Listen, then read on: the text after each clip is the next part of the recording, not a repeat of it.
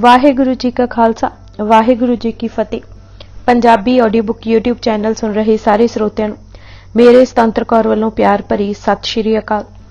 ਅੱਜ ਅਸੀਂ ਅਸ਼ਟਮ ਬਲਬੀਰਾ ਜੀਵਨੀ ਸ਼੍ਰੀ ਗੁਰੂ ਹਰਕ੍ਰਿਸ਼ਨ ਜੀ ਕਿਤਾਬ ਦਾ ਅਗਲਾ ਭਾਗ ਪੜ੍ਹਨ ਜਾ ਰਹੇ ਹਾਂ। ਪੰਨਾ ਨੰਬਰ 59। ਲੇਖਕ ਸਤਬੀਰ ਸਿੰਘ। ਭਾਗ ਚੌਥਾ। ਸਭ ਜਗਤ ਕਰੇ ਨਮਸਕਾਰ। ਗੁਰੂ ਜੀ ਦੀ ਛੱਬ ਐਸੀ ਸੀ ਕਿ ਹਰ ਇੱਕ ਤੇ ਆਪਣੀ ਛਾਪ ਤੇ ਪ੍ਰਭਾਵ ਪਾ ਜਾਂਦੀ ਸੀ। ਸਰੀਰ ਜ਼ਰੂਰ ਸੂਖਮ ਸੀ ਪਰ ਤੇਜ ਝੱਲਿਆ ਨਹੀਂ ਸੀ ਜਾਂਦਾ। ਸ਼ਬਦ ਜਦ ਬੋਲਦੇ ਤਾਂ ਸੰਗਤਾਂ ਮੁਗਧ ਹੋ ਜਾਂਦੀਆਂ। ਦੇਖਦੇ ਸਾਰ ਹੀ ਪ੍ਰਸੰਨਤਾ ਮਿਲ ਜਾਂਦੀ। ਤੇਜ ਪ੍ਰਤਾਪ, ਧੀਰਜ, ਬਚਨ, ਸਿੱਧੀ, ਆਤਮਿਕ ਸ਼ਕਤੀ ਵੱਡੇ ਗੁਰੂ ਸਾਹਿਬਾਨ ਵਾਲੀ ਹੀ ਹਰ ਕੋਈ ਦੇਖ ਰਿਹਾ ਸੀ। ਕਿਸੇ ਪ੍ਰਕਾਰ ਦੀ ਚੇਸ਼ਟਾ ਨਹੀਂ ਸੀ। ਸੰਗਤਾਂ ਵਹੀਰਾਂ ਪਾ ਕੇ ਦਰਸ਼ਨਾਂ ਨੂੰ ਆਉਂਦੀਆਂ ਅਤੇ ਜੀ ਦਾਨ ਲੈ ਮੁੜਦੀਆਂ। ਪ੍ਰਾਚੀਨ ਪੰਥ ਪ੍ਰਕਾਸ਼ ਨੇ ਵੀ ਲਿਖਿਆ ਹੈ ਕਿ ਗੁਰੂ ਹਰਕ੍ਰਿਸ਼ਨ ਜੀ ਜਦ ਗੁਰਦੇਵ ਥਾਪੇ ਗਏ, ਸਿੱਖਾਂ ਵਿੱਚ ਅਥਾਹ ਉਮਾ ਉਮੜਿਆ। ਸਿੱਖ ਗੁਰੂ ਸੇਵਾ ਕਰ ਆਨੰਦ ਲੈਂਦੇ ਅਤੇ ਗੁਰੂ ਜੀ ਸਿੱਖਾਂ ਦੀਆਂ ਇੱਛਾ ਪੂਰੀਆਂ ਕਰਦਿਆਂ ਢਿੱਲ ਨਾ ਲਗਾਉਂਦੇ। ਇੱਛਾ ਪੂਰੇ ਸਿੱਖਣ ਕੀ, ਸਿੱਖ ਕਰੇ ਗੁਰਸੇਵਾ। ਔਰੰਗਜ਼ੇਬ ਨੇ ਵੀ ਕਹਿ ਦਿੱਤਾ ਸੀ ਕਿ ਰਾਮ ਰਾਏ ਤੂੰ ਇਹ ਸਮਝ ਲੈ ਕਿ ਸਿੱਖ ਤਾਂ ਉਸ ਨੂੰ ਹੀ ਗੁਰੂ ਮੰਨਣਗੇ ਜਿਨ੍ਹਾਂ ਨੂੰ ਆਪਣੇ ਹੱਥੀਂ ਗੁਰੂ ਹਰ ਰਾਏ ਜੀ ਗੁਰੂ ਥਾਪ ਗਏ ਹਨ। ਸਭ ਸੰਗਤਾਂ ਇਹ ਹੀ ਕਹਿੰਦੀਆਂ ਘਰਾਂ ਨੂੰ ਜਾਂਦੀਆਂ ਸਨ ਕਿ ਦੇਖਣ ਨੂੰ ਜ਼ਰੂਰ ਬਾਲਕ ਰੂਪ ਹਨ ਪਰ ਸਭ ਸ਼ਕਤੀਆਂ ਦੇ ਮਾਲਕ ਡਿੱਠੇ ਹਨ। ਅਗਿਆਨਤਾ ਨੂੰ ਨਾਸ ਕਰਨ ਵਾਲੇ, ਭਗਤ ਵਛਲ, ਖੁਦਾ ਦੋਸਤ, ਆਰਫ, ਜਗਤ ਨੂੰ ਚਲਾਉਣ ਵਾਲੇ ਅਤੇ ਪਰਮੇਸ਼ਰ ਨਾਲ ਸਿੱਧਾ ਸੰਬੰਧ ਹੈ ਅਤੇ ਪ੍ਰਭੂ ਵਾਲੇ ਸਾਰੇ ਗੁਣ ਅਤੇ ਸ਼ਕਤੀਆਂ ਉਹਨਾਂ ਵਿੱਚ ਹਨ। ਤਾਲਖ ਰੱਖ ਹੈ ਖਾਲਿਕ ਸ਼ਕਤੀ। ਰਸਨਾ ਤੇ ਰੱਬ ਬੈਠਾ ਹੋਇਆ ਹੈ ਅਤੇ ਜੋ ਬਚਨ ਬੋਲਦੇ ਹਨ ਉਹ ਵਿੰਦਾ ਜਾਂਦਾ ਹੈ ਅਤੇ ਡੂੰਘਾ ਪ੍ਰਭਾਵ ਅਤੇ ਘਾਉ ਤਲਵਾਰ ਜਿਹਾ ਲਗਾ ਜਾਂਦਾ ਹੈ। ਸੈਫ ਜਵਾਨ। ਲੋਕ ਇਹ ਹੀ ਕਹਿੰਦੇ ਰਹੇ ਸਨ ਕਿ ਕਿਰਤਪੁਰ ਵਿਖੇ ਪੂਰਨ ਜਸ ਵਾਲੇ ਗੁਰੂ ਜੀ ਬਿਰਾਜਮਾਨ ਹੋਏ ਹਨ। ਕਿਰਤਪੁਰ ਮੈਂ ਕੀਰਤ ਪੂਰਨ ਆਹ। ਸਭ ਨੂੰ ਇੰਜ ਪ੍ਰਤੀਤ ਹੁੰਦਾ ਹੈ ਕਿ ਜਿਵੇਂ ਸਵੇਰ ਦਾ ਸੂਰਜ ਚੜ੍ਹਿਆ ਹੋਇਆ ਹੈ। ਚਿਹਰਾ ਸਰਦ ਪੁੰਨਿਆ ਦੇ ਚੰਨ ਨਾਲੋਂ ਵੀ ਚਿੱਟਾ। ਸਰਲ ਸਸੀ ਤੈ ਮੁਖ ਸੱਸ ਅਤਵਾਰ। ਮੁਖ ਦੀ ਸ਼ੋਭਾ ਵਰਣਨ ਨਹੀਂ ਸੀ ਹੋ ਸਕਦੀ। ਬਚਨ ਕਰਦੇ ਤਾਂ ਬ੍ਰਹਮ ਗਿਆਨ ਦੀ ਮੂਰਤ ਲੱਗਦੇ ਤੇ ਸੁਣਨ ਵਾਲੇ ਦੀ ਅਵਿਦਿਆ ਦੀ ਮੱਤ ਮੁਕਦੀ ਜਾਪਦੀ ਅਤੇ ਹਨੇਰਾ ਦੂਰ ਹੋ ਲੱਗਿਆ ਲੱਗਦਾ। ਗੱਲ ਕੀ ਉਹਨਾਂ ਦੇ ਕਹੇ ਬਚਨ ਨਿਡਰਤਾ ਵਾਲੇ ਹੁੰਦੇ ਅਤੇ ਧਰਮ ਦੀ ਨਦੀ ਵਗਾ ਦਿੰਦੇ। ਬਾਣੀ ਅਬੇ ਧਰਮ ਨਿਸ਼ਾਨੀ। ਇੰਜ ਲੱਗਦਾ ਜਿਵੇਂ ਪੂਰਬ ਪਹਾੜੀ ਉਦੈਚਲ ਦੀ ਓਟ ਤੋਂ ਭਗਤੀ ਗਿਆਨ ਦਾ ਸੂਰਜ ਚੜ੍ਹ ਪਿਆ ਹੋਵੇ। ਜਸ ਭਗਤ ਉਦਾਚਲ ਗਿਆਨ ਭਾਣ ਹੋਵੇ ਉਦੈ। ਆਪ ਜੀ ਅੰਮ੍ਰਿਤ ਵੇਲੇ ਉੱਠਦੇ, ਸੋਚਾਚਾਰ ਪਿੱਛੋਂ ਸਮਾਧੀ ਸਥਿਤ ਹੋ ਜਾਂਦੇ, ਫਿਰ ਪਾਠ ਕਰਦੇ ਤੇ ਸੰਗਤ ਵਿੱਚ ਆ ਕੇ ਪਾਠ ਸੁਣਦੇ। ਪਿੱਛੋਂ ਕੀਰਤਨ ਆਰੰਭ ਹੋ ਜਾਂਦੇ। ਕੀਰਤਨ ਦੀ ਸਮਾਪਤੀ ਉਪਰੰਤ ਆਪ ਜੀ ਬਚਨ ਸੁਣਾਉਂਦੇ ਅਤੇ ਗੁਰਬਾਣੀ ਦੀ ਕਥਾ ਹੁੰਦੀ। ਪਿੱਛੋਂ ਲੰਗਰ ਵਰਤਾਇਆ ਜਾਂਦਾ। ਦੂਰ ਨੇੜੇ ਤੋਂ ਆਈਆਂ ਸੰਗਤਾਂ ਮਨੋਕਾਮਨਾਵਾਂ ਦੱਸਦੀਆਂ। ਆਪ ਜੀ ਭਾਵਨੀਆਂ ਪੂਰੀਆਂ ਕਰਦੇ। ਨਾਮਦਾਨ, ਦੇਹ ਅਰੋਗ ਅਤੇ ਹੋਰ ਦਾਤਾਂ ਨਾਲ ਨਿਵਾਜਦੇ। ਪੰਛੀਆਂ ਪਸ਼ੂਆਂ ਦੀ ਰੱਖ ਆਪੂ ਜਾਂਦੇ ਅਤੇ ਦੇਖ ਰੇਖ ਕਰਦੇ। ਸ਼ਫਾਖਾਨਾ ਵੀ ਆਪ ਜੀ ਰੋਜ਼ ਜਾਂਦੇ ਅਤੇ ਰੋਗੀਆਂ ਦੇ ਰੋਗ ਖੰਡਣ ਲਈ ਦਾਰੂ ਦਿੰਦੇ ਅਤੇ ਅਰਦਾਸ ਕਰਦੇ। ਗਿਆਨੀ ਗਿਆਨ ਸਿੰਘ ਜੀ ਤਰੀਕ ਗੁਰੂ ਖਾਲਸਾ ਵਿੱਚ ਇੱਕ ਵਾਰਤਾ ਲਿਖੀ ਹੈ ਕਿ ਇੱਕ ਵਾਰੀ ਆਪ ਜੀ ਪਾਲਕੀ ਤੇ ਸਵਾਰ ਸ਼ਫਾਖਾਨੇ ਜਾ ਰਹੇ ਸਨ ਕਿ ਇੱਕ ਕੁਸ਼ਤੀ ਵਿਪਰਾ ਦਾ ਸਿੱਖਿਆ ਸਿਖਾਇਆ ਪਾਲਕੀ ਅੱਗੇ ਲੇਟ ਗਿਆ ਅਤੇ ਉੱਚੀ ਉੱਚੀ ਰੋਗੀ ਕਾ ਤੁਮ ਖੰਡੋ ਰੋਗ ਉਚਾਰਨ ਲੱਗਾ। ਦੀਨ ਦਸ਼ਾ ਦੇਖ ਕੇ ਆਪ ਜੀ ਪਾਲਕੀ ਤੋਂ ਉਤਰੇ, ਆਪਣਾ ਨਿੱਜ ਦਾ ਰੁਮਾਲ ਦਿੱਤਾ। ਉਸ ਰੋਗੀ ਨੇ ਮੂੰਹ ਤੇ ਫੇਰਿਆ, ਗਿੱਲਾ ਕਰਕੇ ਅੰਗ ਰੱਖਿਅਕ ਨੇ ਪੂੰਝਿਆ ਤਾਂ ਉਹ ਕੁਸ਼ਤੀ ਨਰੋਆ ਹੋਇਆ। ਇਹ ਦੇਖ ਸੁਣ ਫੇਰ ਤਾਂ ਬੇਅੰਤ ਬਿਮਾਰ ਆਉਣ ਲੱਗੇ। ਗੁਰੂ ਜੀ ਦੀ ਮਹਿਮਾ ਸਦਕਾ ਰਾਜੀ ਹੋ ਮੁੜਦੇ। ਦਵਾਈਆਂ ਵੀ ਇਹੋ ਜਿਹੀਆਂ ਬਣੀਆਂ ਰਹਿੰਦੀਆਂ ਜੋ ਅਸਾਧ ਰੋਗ ਦੂਰ ਕਰ ਦਿੰਦੀਆਂ। ਉੱਥੋਂ ਬਾਗਾਂ ਵਿੱਚ ਸੈਰ ਕਰਕੇ ਮੁੜਦੇ। ਲੰਗਰ ਦੀ ਸੇਵਾ ਆਪ ਕਰਦੇ ਅਤੇ ਫਿਰ ਘੜੀ ਕੁ ਆਰਾਮ ਕਰਦੇ। ਸ਼ਾਮ ਨੂੰ ਨੇਜਾਬਾਜੀ, ਘੋੜਸਵਾਰੀ ਹੁੰਦੀ ਅਤੇ ਜੰਗੀ ਕਰਤੱਵ ਯੋਧੇ ਦਿਖਾਉਂਦੇ। ਜੇਤੂ ਬਖਸ਼ਿਸ਼ਾਂ ਪਾਉਂਦੇ ਅਤੇ ਰਹਿਮਤਾਂ ਨਾਲ ਝੋਲੀਆਂ ਭਰ ਕੇ ਮੁੜਦੇ। ਸ਼ਾਮ ਦੇ ਦੀਵਾਨ ਵਿੱਚ ਗੁਰਸਾਖੀ ਹੁੰਦੀ ਅਤੇ ਸੋਦਰ ਦੀ ਚੌਂਕੀ ਲੱਗਦੀ। ਗੁਰਦਰਬਾਰ ਦੀ ਐਸੀ ਦਖ ਸੀ ਕਿ ਹਰ ਕੋਈ ਆਇਆ ਆਤਮਿਕ ਰੰਗ ਨਾਲ ਰੰਗਿਆ ਜਾਂਦਾ ਸੀ। ਥਾਂ ਥਾਂ ਇਹ ਭੁਲੇਖਾ ਪਾਇਆ ਜਾਂਦਾ ਹੈ ਕਿ ਗੁਰੂ ਬਾਲਕ ਹੈ। ਇਸ ਬਾਲਕ ਸ਼ਬਦ ਤੇ ਜ਼ੋਰ ਦੇਣ ਵਾਲੇ ਗੁਰੂ ਦੇ ਅਰਥ ਸੰਸਾਰੀ ਪੱਖੋਂ ਕਰਦੇ ਹਨ। ਸਿੱਖ ਘਰ ਗੁਰੂ ਦਾ ਲਖਾਇਕ ਹੈ। ਇਹ ਨਾ ਅਵਤਾਰ, ਨਾ ਨਬੀ, ਨਾ ਪੈਗੰਬਰ, ਨਾ ਰਸੂਲ ਅਤੇ ਨਾ ਕੋਈ ਉਸਤਾਦ, ਮੁਰਸ਼ਦ, ਟੀਚਰ ਜਾਂ ਮਾਸਟਰ। ਗੁਰੂ ਦੇ ਨਹੀਂ ਬਾਣੀ ਗੁਰੂ ਹੈ। ਬਾਣੀ ਅਤੇ ਗੁਰੂ ਪਾਤਸ਼ਾਹ ਕੇਵਲ ਇਸ ਲਈ ਪ੍ਰਗਟੇ ਕਿ ਸਾਨੂੰ ਸ਼ਬਦ ਦੇ ਲੜ ਲਗਾਉਣ, ਸ਼ਬਦ ਦੀ ਜ਼ਿੰਮੇਵਾਰੀ ਸੌਂਪਣ ਅਤੇ ਚੁੱਕਣ ਲਈ ਤਿਆਰ ਕਰਨ। ਸਾਡਾ ਸਾਰਾ ਇਤਿਹਾਸ ਜ਼ਿੰਮੇਵਾਰੀ ਉਠਾਉਣ ਲਈ ਤਤਪਰ ਕਰਨ ਦਾ ਹੀ ਇਤਿਹਾਸ ਹੈ। ਜਦ ਗੁਰੂ ਜੀ ਪ੍ਰਗਟੇ, ਕੂੜਮ ਆਵਸ਼ਾਈ ਸੀ ਅਤੇ ਸੱਚ ਚੰਦਰਮਾ ਦੇ ਚੜ੍ਹਨ ਦਾ ਕੋਈ ਚਿੰਨ੍ਹ ਦਿਖਾਈ ਨਹੀਂ ਸੀ ਦਿੰਦਾ। ਅੰਧੇਰਾ ਹੀ ਅੰਧੇਰਾ ਸੀ ਅਤੇ ਆਂਧਰੇ ਰਾਹ ਨਾ ਕੋਈ। ਉਸ ਆਪੇ ਆਪ ਨਾਰਾਇਣ ਕਲਾਧਾਰ ਜਗ ਵਿੱਚ ਪ੍ਰਗਟ ਹੋਏ ਅਤੇ ਜੋਤ ਰੂਪ ਹਰ ਆਪ ਗੁਰੂ ਨਾਨਕ ਕਹਾਇਓ। ਗੁਰੂ ਨਾਨਕ ਜੀ ਕੋਈ ਸੁਧਾਰਕ, ਕਿਸੇ ਫਿਰਕੇ ਜਾਂ ਸਿਲਸਿਲੇ ਦੇ ਫਕੀਰ ਨਹੀਂ ਸਨ। ਗੁਰੂ ਨਾਨਕ ਜੀ ਨੇ ਸਪਸ਼ਟ ਕਿਹਾ, ਤਾਂ ਮੈਂ ਕਿਹਾ ਕਹਿਣ ਜਾਂ ਤੁਝੇ ਕਹਾਇਆ। ਗੁਰੂ ਅਮਰਦਾਸ ਜੀ ਨੇ ਵੀ ਇਹੀ ਹੀ ਫਰਮਾਇਆ। ਸ਼ਬਦੇ ਉਪਜੇ ਅੰਮ੍ਰਿਤ ਬਾਣੀ, ਗੁਰਮੁਖ ਆਖ ਸੁਣਾਵਣਿਆ। ਗੁਰੂ ਰਾਮਦਾਸ ਜੀ ਨੇ ਇਸ ਨੂੰ ਦੁਹਰਾਇਆ। ਦਾਸਣ ਦਾਸ ਕਹੇ ਜਨ ਨਾਨਕ, ਜੇਹਾ ਤੂੰ ਕਰਾਹੀ ਤੇਹਾ ਹਉ ਕਰ ਵਿਖਿਆਨ। ਗੁਰੂ ਅਰਜਨ ਦੇਵ ਜੀ ਕੋਈ ਭੁਲੇਖਾ ਨਾ ਰਹਿਣ ਦਿੱਤਾ। ਜਦ ਇਹ ਉਚਾਰਿਆ, ਨਾਨਕ ਬੋਲੇ ਤਿਸ ਕਾ ਬੁਲਾਇਆ। ਗੁਰੂ ਨਾਨਕ ਦੇਵ ਜੀ ਕਿਸੇ ਹੋਰ ਨੂੰ ਮੰਨਦੇ ਹੀ ਨਹੀਂ, ਕਿਸੇ ਆਪਣੇ ਸਿਧਾਂਤ ਨੂੰ ਨਹੀਂ ਪ੍ਰਚਾਰਦੇ। ਸਿਰਫ ਉਹ ਪ੍ਰਚਾਰ ਰਹੇ ਹਨ ਜੋ ਵਾਹਿਗੁਰੂ ਸਿੱਧਾ ਪਹੁੰਚਾਉਣ ਲਈ ਆਖ ਰਿਹਾ ਹੈ। ਅਪਰੰਪਰ ਪਾਰ ਬ੍ਰਹਮ ਪਰਮੇਸ਼ਰ, ਨਾਨਕ ਗੁਰ ਮਿਲਿਆ ਸੋਈ ਜੀਓ। ਗੁਰੂ ਅੰਗਦ ਦੇਵ ਜੀ ਨੇ ਇਸੇ ਲਈ ਫਰਮਾਇਆ ਸੀ ਕਿ ਉਹਨਾਂ ਵਾਹਿਗੁਰੂ ਵੱਲੋਂ ਮਿਲਿਆ ਉਪਦੇਸ਼ ਉੱਚਾ ਕਰ ਸੁਣਾਇਆ ਹੈ ਕਿ ਸਦਾ ਕਾਇਮ ਰਹਿਣ ਵਾਲੇ ਵਿੱਚ ਸਮਾ ਜਾਣ ਦਾ ਇੱਕੋ ਰਾਹ ਹੈ ਕਿ ਸਿਫਤ ਸਲਾਹ ਕੀਤੀ ਜਾਏ। ਉਸ ਨੂੰ ਹੋਰ ਕਿਸੇ ਉਪਦੇਸ਼ ਦੀ ਲੋੜ ਨਹੀਂ, ਜਿਸ ਨੂੰ ਐਸਾ ਅੰਦਰਲਾ ਰੌਸ਼ਨ ਕਰਨ ਵਾਲਾ ਉਪਦੇਸ਼ ਗੁਰੂ ਨਾਨਕ ਦੇਵ ਜੀ ਦੇ।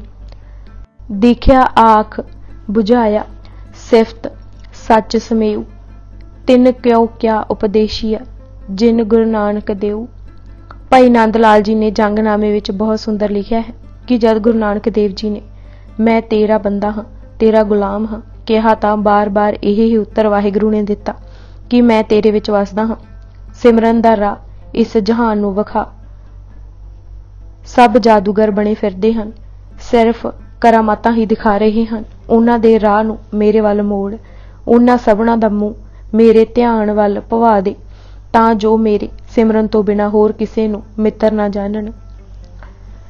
ਗੁਰੂ ਅਵਤਾਰ ਨਹੀਂ ਹੈ, ਅਵਤਾਰ ਦੇ ਅਰਥ ਉਤਰਿਆ ਹੋਇਆ ਆਇਆ ਹੈ।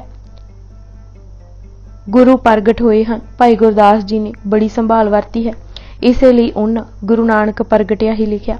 ਅਵਤਾਰ ਵਿਸ਼ਨੂੰ ਦੇ ਹਨ ਜਿਨ੍ਹਾਂ ਦੀ ਗਿਣਤੀ 24 ਕੀਤੀ ਜਾਂਦੀ ਹੈ, ਪਰ ਵਾਹਿਗੁਰੂ ਅਜੂਨੀ ਹੈ। ਨਬੀ ਇਸ ਕਰਕੇ ਨਹੀਂ ਕਿਉਂਕਿ ਆਖਰੀ ਨਬੀ ਹਜ਼ਰਤ ਮੁਹੰਮਦ ਸਾਹਿਬ ਆਪਣੇ ਆਪ ਨੂੰ ਕਹਿੰਦੇ ਸਨ।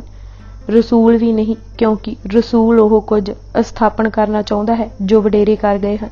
ਜਿਵੇਂ ਜੋ ਅਬਰਾਹਿਮ ਕਹਿ ਕੇ ਕਰ ਗਏ, ਉਸ ਨੂੰ ਮੁਹੰਮਦ ਸਾਹਿਬ ਦਰੜਾ ਰਹੇ ਸਨ। ਅਵਤਾਰ ਨੂੰ ਵੀ ਤੁਸੀਂ ਸਹਿਜ ਮਤਾ ਸਟੈਬਲਾਈਜ਼ਰ ਹੀ ਜਾਣੋ। ਜਿਵੇਂ ਸਟੈਬਲਾਈਜ਼ਰ ਦਾ ਕੰਮ ਕਰੰਟ ਪੂਰਾ ਦੇਣਾ ਹੈ, ਨਾ ਵੱਧ ਤੇ ਨਾ ਘੱਟ। ਜੰਤਰ ਜਾਂ ਮਸ਼ੀਨ ਨਾਲ ਉਸ ਦਾ ਕੋਈ ਸੰਬੰਧ ਨਹੀਂ, ਕੋਈ ਦਖਲ ਨਹੀਂ। ਜਦ ਸਥਾਪਨ ਧਰਮ ਵਿੱਚ ਕੋਈ ਵਿਘਨ ਪੈ ਜਾਏ, ਡਾਵਾਡੋਲ ਹੋ ਜਾਏ, ਤਾਂ ਉਹ ਸਹਿਜ ਲਿਆਉਂਦਾ ਹੈ। ਰਾਜਾ ਰਾਮ ਨੂੰ ਇਸੇ ਲਈ ਮਰਿਆਦਾ ਪੁਰਸ਼ੋਤਮ ਕਹਿੰਦੇ ਹਨ। ਗੁਰੂ ਮਨੁੱਖਤਾ ਲਈ ਨਵੀਆਂ ਕੀਮਤਾਂ ਦੀ ਲੀਹ ਪਾਉਂਦਾ ਹੈ, ਪੰਥ ਸਵਾਰਦਾ ਹੈ, ਨਵੀਂ ਰੌ ਅਤੇ ਨਵੀਂ ਲਹਿਰ ਚਲਾ ਕੇ ਐਸੀ ਸੰਗਤ ਕਾਇਮ ਕਰਦਾ ਹੈ ਜੋ ਸਦਾ ਜੂਝਣ ਲਈ ਤਤਪਰ ਹੈ ਅਤੇ ਮਨੁੱਖਤਾ ਦੀ ਭਲਾਈ ਲਈ ਨਵੇਂ ਨਿਸ਼ਾਨੇ ਮਿੱਥਦਾ ਹੈ। ਗੁਰੂ ਗ੍ਰੰਥ ਸਾਹਿਬ ਵਿੱਚ ਅਜਿਹਾ ਹੀ ਲਿਖਿਆ ਹੈ ਕਿ ਗੁਰੂ ਪਾਵਨ ਵਹਿੰਦਾ ਐਸਾ ਜ਼ਿੰਦਗੀ ਦਾਤਾ ਦਰਿਆ ਦਾ ਜਲ ਹੈ, ਜਿਸ ਵਿੱਚ ਉਹ ਤਮਾਮ ਸ਼ਕਤੀਆਂ ਹਨ ਕਿ ਮਿਲਿਆਂ ਰੂਹਾਨੀ ਮੈਲ ਦੂਰ ਹੋ ਜਾਂਦੀ ਹੈ, ਪੂਰਨਤਾ ਪ੍ਰਾਪਤ ਹੁੰਦੀ ਹੈ, ਪੱਕੀ ਓਟ ਬਣੀ ਰਹਿੰਦੀ ਹੈ ਤੇ ਨੀਵੀਆਂ ਮੈਲੀਆਂ ਰੁਚੀਆਂ ਖਤਮ ਹੋ ਜਾਂਦੀਆਂ ਹਨ ਅਤੇ ਰੂਹਾਨੀ ਜ਼ਿੰਦਗੀ ਮਿਲਦੀ ਹੈ। ਗੁਰੂ ਦਰਿਆਉ ਸਦਾ ਜਲ ਨਿਰਮਲ, ਮਿਲਿਆਂ ਦੁਰਮਤ ਮੈਲ ਹਰੇ, ਸਤਿਗੁਰ ਪਾਈਐ ਪੂਰਾ ਨਾਵਣ, ਪਸ਼ੂ ਪਰਹੇਟੈ ਦੇਵ ਕਰੇ। ਸੂਫੀ ਦੇ ਮੁਰਸ਼ਿਦ ਵਿੱਚ ਇਹ ਰਿਸ਼ਤਾ ਉਪਜਾਇਆ ਜਾਂਦਾ ਹੈ ਕਿ ਜਿਸ ਰਾਹੀਂ ਮੁਰੀਦ ਆਪਣਾ ਆਪ ਮੁਰਸ਼ਿਦ ਦੇ ਹਵਾਲੇ ਕਰਦਾ ਹੈ। ਇਸ ਨੂੰ ਹੀ ਨਿਰੰਕਾਰੀਆਂ ਤੇ ਰਾਧਾ ਸੁਆਮੀਆਂ ਨੇ ਪ੍ਰਚਾਰ ਕਈਆਂ ਨੂੰ ਆਪਣੇ ਜਾਲ ਵਿੱਚ ਫਸਾ ਲਿਆ। ਗੁਰੂ ਗ੍ਰੰਥ ਸਾਹਿਬ ਜੀ ਇਸ ਪੱਖੋਂ ਵੀ ਸਪਸ਼ਟ ਅਗਵਾਈ ਦੇ ਰਹੇ ਹਨ ਕਿ ਗੁਰੂ ਜੋ ਜੋਤ ਹੈ ਉਹ ਹਰ ਇੱਕ ਵਿੱਚ ਹੈ। ਪ੍ਰਭੂ ਨੇ ਹੀ ਅਜਿਹੀ ਬਣਤ ਬਣਾਈ ਹੈ ਕਿ ਸ਼ਬਦ ਸੁਣਨ ਨਾਲ ਸਭ ਅੰਦਰ ਅਤੇ ਬਾਹਰ ਦੀਆਂ ਭੁੱਖਾਂ ਦੂਰ ਹੋ ਜਾਂਦੀਆਂ ਹਨ। ਸਤਿਗੁਰ ਤੇ ਖਾਲੀ ਕੋ ਨਹੀਂ, ਮੇਰੇ ਪ੍ਰਭ ਮੇਲ ਮਿਲਾਏ। ਸਤਿਗੁਰ का दर्शन सफल है, जेह को इच्छे तेहा फल पाए। गुर का शब्द अमृत है, सब तृष्णा भुख गवाई। बस जद वाहिगुरू दी आवाज़ साफ ते स्पष्ट हो गूंजदी है तो ओह गुरु दा शब्द बन जाता है। शब्दे उपजे अमृत बाणी गुरमुख आख सुनाविया। इस शब्द तो बगैर जग बौंदलिया फिरदा है, बिन शब्दे जग बौरान। गुरु दी रीस करदे जो कच पक बोल के झट टपा लैंदे हन, ਉਹ ਆਪ ਵੀ ਡੁੱਬਦੇ ਹਨ ਅਤੇ ਹੋਰਨਾਂ ਨੂੰ ਵੀ ਡੁੱਬਣਗੇ। ਗੁਰੂ ਪਾਤਸ਼ਾਹ ਦਾ ਸਾਰਾ ਜ਼ੋਰ ਪ੍ਰਚਾਰ ਇਸੇ ਪਾਸੇ ਸੀ ਕਿ ਸ਼ਬਦ ਉਜਾਗਰ ਕੀਤਾ ਜਾਏ, ਬਾਣੀ ਦਾ ਭੈ ਰੱਖਿਆ ਜਾਏ, ਪੂਰਾ ਆਦਬ ਦਿੱਤਾ ਜਾਏ ਅਤੇ ਉਹਨਾਂ ਯਕੀਨ ਦਿਵਾਇਆ ਕਿ ਇਹ ਤਰੀ ਜਾਏਗੀ।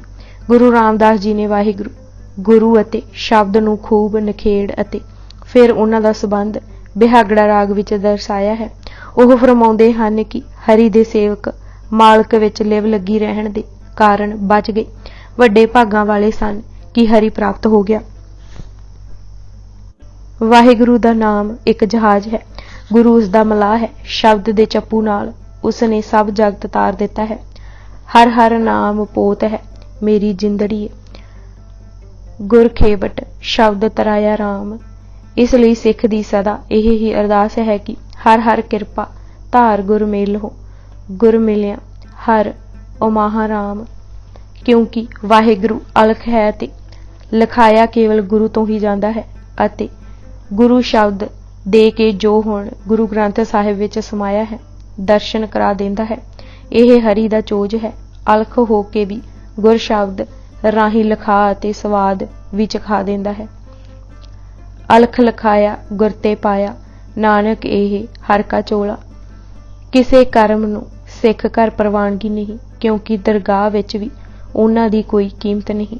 ਇਹ ਸਭ ਕਰਮ ਵਿਅਰਥ ਜੁਰਮਾਨਾ ਭਰਨ ਵਾਂਗ ਹਨ। ਡਾਣ ਸਗਲ ਗੈਰ ਵਜੋਂ ਭਰਿਆ, ਦੀਵਾਨ ਲੇਖੇ ਨਾ ਭਰਿਆ। ਸੋ ਜੋ ਪਾਤਸ਼ਾਹ ਜੋ ਜੋਤ ਰੂਪ ਹਰ ਆਪ ਸਨ, ਇਨਸਾਨੀ ਜਾਮੇ ਸ਼ਬਦ ਦ੍ਰਿੜ ਕਰਵਾਉਣ ਆਏ ਅਤੇ ਜਦ ਸ਼ਬਦ ਵਿਧਾਨ ਦੀ ਜ਼ਿੰਮੇਵਾਰੀ ਉਠਾਉਣ ਲਈ ਕੌਮ ਤਿਆਰ ਹੋ ਗਈ ਤਾਂ ਉਹਨਾਂ ਆਪਾ ਸੰਕੋਚ ਲਿਆ।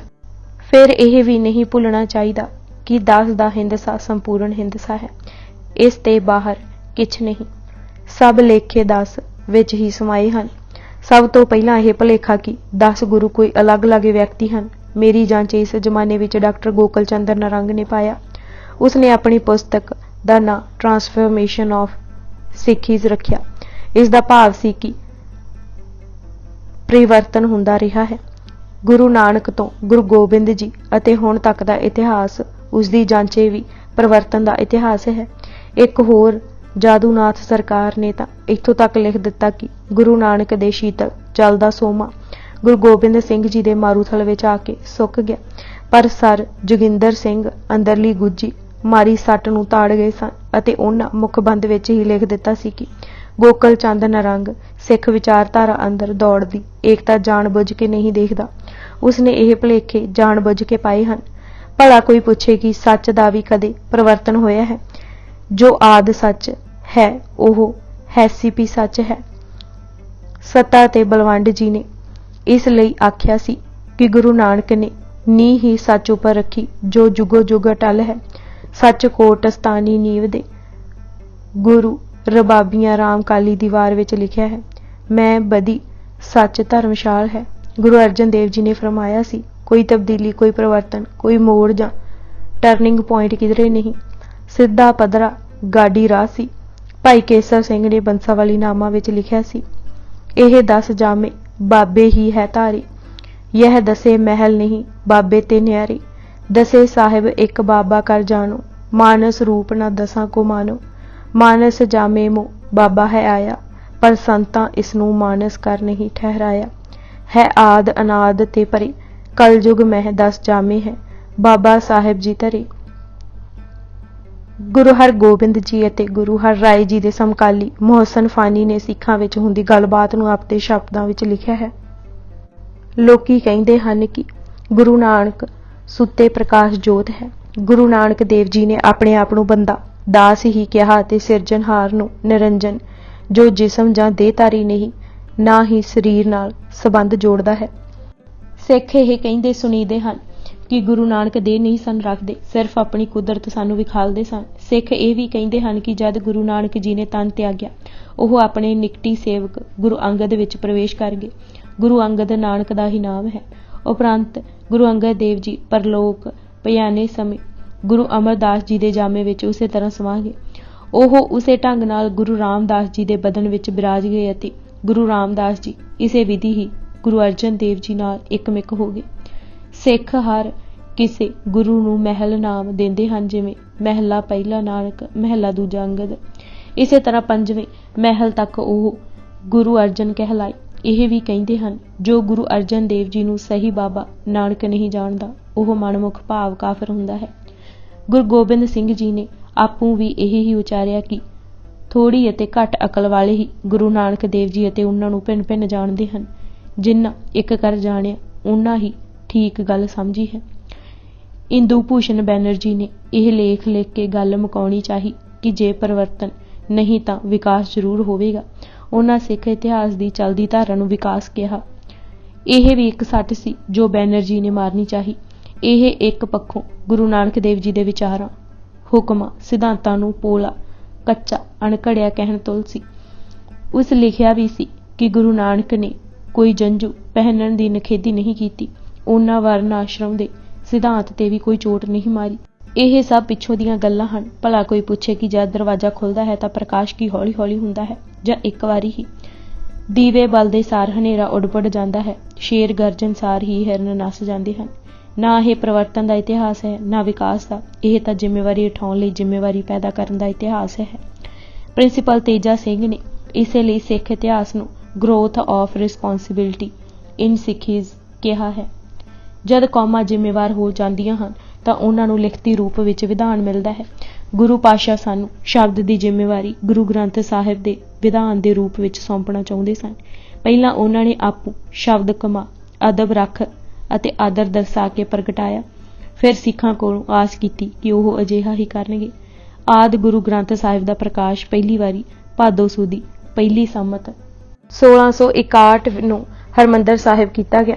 ਜਦ ਪ੍ਰਕਾਸ਼ ਦੀਆਂ ਤਿਆਰੀਆਂ ਹੋ ਰਹੀਆਂ ਸਨ ਤਾਂ ਗੁਰੂ ਜੀ ਨੇ ਹਦਾਇਤਾਂ ਦੇ ਦਿੱਤੀਆਂ ਸਨ ਕਿ ਉਹਨਾਂ ਦਾ ਆਸਣ ਹੁਣ ਗੁਰੂ ਗ੍ਰੰਥ ਸਾਹਿਬ ਤੋਂ ਬਹੁਤ ਹੇਠਾਂ ਲਗਾਇਆ ਜਾਏ। ਇੱਕ ਮਤ ਅਨੁਸਾਰ ਇੱਕ ਗੜਾ ਵੀ ਖੁਦਵਾ ਲਿਆ ਗਿਆ। ਸ਼ਬਦ ਦਾ ਝੰਡਾ ਉੱਥੇ ਝੁਲਦਾ ਦਿਸੇ। ਗੁਰੂ ਸਰੀਰ ਵਿਅਕਤੀ ਦਾ ਦਿਸਣਾ ਜ਼ਰੂਰੀ ਨਹੀਂ। ਇਹ ਹੁਕਮ ਵੀ ਕੀਤਾ ਗਿਆ ਕਿ ਸਤਿਗੁਰ ਦਾ ਪੰਜ ਭੂਤਕ ਸਰੀਰ ਤਾਂ ਸਰਵ ਕਾਲ ਕੋਈ ਦੇਖ ਨਹੀਂ ਸਕਦਾ ਅਤੇ ਨਾ ਹੀ ਰਹਿਣ ਵਾਲਾ ਹੈ। ਗੁਰੂ ਗ੍ਰੰਥ ਸਾਹਿਬ ਹੀ ਗੁਰੂ ਦਾ ਰਿਦਾ ਹੈ, ਜੋ ਹਰ ਥਾਂ ਹਰ ਵੇਲੇ ਵੇਖਿਆ ਦੇਖਿਆ ਜਾ ਸਕਦਾ ਹੈ। ਇਹ ਹੁਕਮ ਦਿੱਤਾ ਕਿ ਬਾਣੀ ਦਾ ਅਦਬ ਪ੍ਰਤੱਖ ਦਿਸਦੇ ਗੁਰੂ ਨਾਲੋਂ ਵੀ ਵੱਧ ਕਰਨਾ। ਮੇਰੇ ਸਰੂਪ ਤੇ ਯਾਤੇ ਹੈ ਦੀਰਘ, ਸਾਹਿਬ ਜਾਣ ਅਦਾਇਬ ਕਹਿ ਹੈ। ਇਹ ਹੁਕਮ ਅਤੇ ਹਦਾਇਤ ਕਰ ਦਿੱਤੀ ਕਿ ਕੋਈ ਇਸ ਦੇ ਕਿਸੇ ਸ਼ਬਦ, ਅੱਖਰਾਂ ਜਾਂ ਲਗਾ ਮਾਤਰਾ ਨੂੰ ਘੱਟ ਵੱਧ ਕਰਨ ਦੀ ਕੋਸ਼ਿਸ਼ ਨਾ ਕਰੇ, ਜ਼ੁਰਤ ਜਾਂ ਪ੍ਰਯਾਸ ਨਾ ਕਰੇ। ਜੇ ਕਿਸੇ ਹੱਠ ਤੇ ਮੂਰਖਤਾਈ ਕਰਕੇ ਕੀਤੀ ਵੀ ਤਾਂ ਖੂਬ ਪਛਤਾਏਗਾ। ਆਪ ਤੇ ਘਾਟ ਨਾ ਬਾਧ ਕਰੇ, ਜੀ ਕਰੇ ਹੋਏ ਮੂਰਖ ਸੋ ਪਛਤਾਈ। ਇਹ ਵੀ ਸਿੱਖਾਂ ਨੂੰ ਦ੍ਰਿੜ ਕਰਾ ਦਿੱਤਾ ਕਿ ਨਾਮ ਅਤੇ ਨਾਮੀ ਵਿੱਚ ਕੋਈ ਅੰਤਰ ਨਹੀਂ ਹੈ। ਬਾਣੀ ਰਾਹੀਂ ਹੀ ਕਰਤਾਰ ਦੇ ਦਰਸ਼ਨ ਹੋਣਗੇ। ਨਾਮ ਸੁਨਾਮੀ ਕੋ ਭੇਦ ਨਹੀਂ, ਇਹ ਮੂਰਤ ਸ਼੍ਰੀ ਕਰਤਾਰ ਸੁਹਾਏ। ਜਦ ਬਾਬਾ ਬੁੱਢਾ ਜੀ ਨੇ ਪੁੱਛਿਆ ਕਿ ਰਾਤ ਨੂੰ ਕਿਸ ਥਾਂ ਗੁਰੂ ਗ੍ਰੰਥ ਸਾਹਿਬ ਦਾ ਸਥਾਪਨਾ ਕਰਨਾ ਹੈ ਤਾਂ ਹੁਕਮ ਦਿੱਤਾ, ਜਿਸ ਕੋਠੜੀ ਰਹਿਣ ਹਮਾਰਾ ਤਹਾਂ ਨਿਵਾਸ ਕਰਹੁ ਜਤਪਾਨ। ਬੁੱਢਾ ਜੀ ਦਾ ਅਗਲਾ ਸੁਭਾਵਿਕ ਸਵਾਲ ਸੀ ਕਿ ਤੁਸੀਂ ਕਿੱਥੇ ਬਿਰਾਜੋਗੇ? ਤਾਂ ਪੰਜਵੇਂ ਪਾਤਸ਼ਾਹ ਨੇ ਕਿਹਾ, ਸ਼੍ਰੀ ਗੁਰੂ ਗ੍ਰੰਥ ਸਾਹਿਬ ਪਾਸ ਜ਼ਮੀਨ ਤੇ ਵਿਛਾਉਣਾ ਕਰ ਦਿਓ। ਸ਼੍ਰੀ ਅੰਮ੍ਰਿਤਸਰ ਅਤੇ ਜਦ ਮੁਖਲਿਸ ਖਾਨ ਨੇ ਅਚਾਨਚੱਕ ਹੱਲਾ ਬੋਲ ਦਿੱਤਾ ਤਾਂ ਕਿਸੇ ਸੁਝਾਅ ਦਿੱਤਾ ਕਿ ਬੀਬੀ ਵੀਰੋ ਜੀ ਨੂੰ ਪਹਿਲਾਂ ਸੁਰੱਖਿਅਤ ਥਾਂ ਤੇ ਪਹੁੰਚਾਉਣਾ ਲੋੜੀਂਦਾ ਹੈ, ਕਿਉਂਕਿ ਅਗਲੀ ਸਵੇਰ ਬੀਬੀ ਦੀ ਸ਼ਾਦੀ ਹੈ। ਕਿਸੇ ਪਰਿਵਾਰ ਵੱਲ ਧਿਆਨ ਦਿਲਵਾਇਆ ਤਾਂ ਹਰਗੋਬਿੰਦ ਜੀ ਨੇ ਕਿਹਾ, ਪਰਿਵਾਰ, ਬੱਚੀ, ਧਨ, ਮਾਲ ਦਾ ਫਿਕਰ ਨਾ ਕਰੋ, ਪਹਿਲਾਂ ਗੁਰੂ ਗ੍ਰੰਥ ਸਾਹਿਬ ਦੀ ਪਾਵਨ ਬੀੜ ਨੂੰ ਮਹਿਫੂਜ਼ ਥਾਂ ਪਹੁੰਚਾਉਣਾ ਹੈ। ਛੇਵੇਂ ਪਾਤਸ਼ਾਹ ਨੇ ਬੀੜ ਆਪਣੇ ਸੀਸ ਤੇ ਆਦਰ ਨਾਲ ਰੱਖੀ ਅਤੇ ਘੋੜੇ ਉੱਪਰ ਸਵਾਰ ਹੋ ਕੇ ਫੌਜਾਂ ਨੂੰ ਚੀਰਦੇ ਝਬਾਲ ਪਹੁੰਚਾ ਕੇ ਫਿਰ ਆ ਕੇ ਜੰਗ ਦੇ ਮੈਦਾਨ ਵਿੱਚ ਜੂਝੇ। ਇਹ ਸਿੱਖਾਂ ਨੂੰ ਜ਼ਿੰਮੇਵਾਰੀ ਦਾ ਅਹਿਸਾਸ ਕਰਾਉਣ ਲਈ ਹੀ ਸੀ। ਗੁਰੂ ਹਰਿਰਾਏ ਜੀ ਨੇ ਅਦਬ ਕਾਇਮ ਰੱਖਣ ਲਈ ਆਪ ਪੂਰਨੇ ਪਾਏ ਅਤੇ ਕਰੜੇ ਹੁਕਮ ਦਿੱਤੇ। ਰਾਮ ਰਾਏ ਜੀ ਨੂੰ ਮੱਥੇ ਨਾ ਲੱਗਣ ਤੇ ਸਿੱਖਾਂ ਨੂੰ ਮੱਥੇ ਨਾ ਲਗਾਉਣ ਦਾ ਹੁਕਮ ਅਦਬ ਰਖਾਉਣ ਲਈ ਹੀ ਸੀ। ਗੁਰੂ ਹਰਕ੍ਰਿਸ਼ਨ ਜੀ ਨੇ ਵੀ ਸਾਫ਼ ਕਹਿ ਦਿੱਤਾ ਸੀ ਕਿ ਉਹ ਵੀ ਅੰਤ ਪਰਿਅੰਤ ਉਹਨਾਂ ਹੀ ਲੀਹਾਂ ਤੇ ਚੱਲਣਗੇ ਅਤੇ ਦਰਸਾਏ ਨੇਮ ਨਿਭਾਉਣਗੇ। ਗੁਰੂ ਤੇਗ ਬਹਾਦਰ ਜੀ ਨੇ ਮੱਖਣ ਸ਼ਾਹ ਨੂੰ ਇਹ ਹੀ ਕਿਹਾ ਸੀ ਕਿ ਜਦ ਉਸ ਸਦਾ ਦਰਸ਼ਨ ਹੁੰਦੇ ਰਹਿਣ ਦੀ ਜਾਚਨਾ ਕੀਤੀ ਸੀ। 9ਵੇਂ ਪਾਤਸ਼ਾਹ ਦੇ ਸ਼ਬਦ ਸਨ, ਹਰ ਵੇਲੇ ਸਤਨਾਮ ਦਾ ਸਿਮਰਨ ਕਰਨਾ। ਗੁਰਬਾਣੀ ਦੇ ਪਾਠ ਨਾਲ ਹੀ ਚਿੱਤ ਟਿਕਦਾ ਅਤੇ ਸ਼ਾਂਤੀ ਮਿਲਦੀ ਹੈ। ਜੋ ਗੁਰਬਾਣੀ ਨਾਲ ਮਿਲਦੇ ਹਨ ਉਹਨਾਂ ਨੂੰ ਹੀ ਮਿਲੇ ਹੋਏ ਕਹਿਣਾ ਚਾਹੀਦਾ ਹੈ। ਦ੍ਰਿਸ਼ਟਮਾਨ ਨਾਲ ਪਿਆਰ ਕਾਹਦਾ, ਜਿਸ ਨਾਸਵੰਤ ਹੋ ਜਾਣਾ ਹੈ ਉਸ ਨਾਲ ਸਨੇਹ ਕਾਹਦਾ। ਸਤਨਾਮ ਸਿਮਰਿਓ ਦਿਨ ਰਾਤੀ, ਗੁਰਬਾਣੀ ਪੜ੍ਹ ਹੈ ਚਿੱਤ ਸ਼ਾਂਤੀ। ਮਨ ਸੋ ਮਿਲੋ ਸਦਾ ਮਿਲ ਰਹੇ, ਪੁੰਨ ਵਿਯੋਗ ਸੁ ਕਭੂ ਨ ਲਹੇ। ਦ੍ਰਿਸ਼ਟਮਾਨ ਪਰ ਕਹਾਂ ਸਨੇਹ, ਬਿਨ ਸੰਹਾਰੇ ਆਦਿਕ ਦੇਹ। ਗੁਰੂ ਗੋਬਿੰਦ ਸਿੰਘ ਜੀ ਨੇ ਆਪਣੇ ਅੰਤਿਮ ਵਚਨ ਵਿੱਚ ਸਪਸ਼ਟ ਹੁਕਮ ਕਰ ਦਿੱਤੇ ਸਨ ਕਿ ਸਰੀਰਕ ਜਾਮਾ ਖਾਲਸੇ ਨੂੰ ਬਖਸ਼ਿਆ ਹੈ ਅਤੇ ਅਜਰ ਸਰੂਪ ਜੋਤ ਗੁਰਬਾਣੀ ਹੈ। ਸੈਨਾਪਤੀ ਦੇ ਸ਼ਬਦਾਂ ਵਿੱਚ ਸਤਿਗੁਰ ਹਮਾਰਾ ਅਪਰ ਅਪਾਰਾ, ਸ਼ਬਦ ਵਿਚਾਰਾ ਅਜਰ ਜਰ। ਹਿਰਦੇ ਧਰ ਧਿਆਨੀ ਉਚਰੀ ਬਾਣੀ, ਪਦ ਨਿਰਬਾਣੀ ਅਪਰ ਪਰ। ਗਤ ਮਿਤ ਅਪਾਰ ਬਹੁਤ ਬਿਨਸਥਾਰ, ਵਾਰ ਨ ਪਾਰ ਕਿਆ ਕਥਨ। ਤਵ ਜੋਤ ਪਰਗਾਸੀ, ਸਰਬ ਨਿਵਾਸੀ ਸਰਬ ਉਦਾਸੀ ਤਵ ਸਰਨ। महिमा प्रकाश वार्तक ने भी इसे परथाए लिखा है।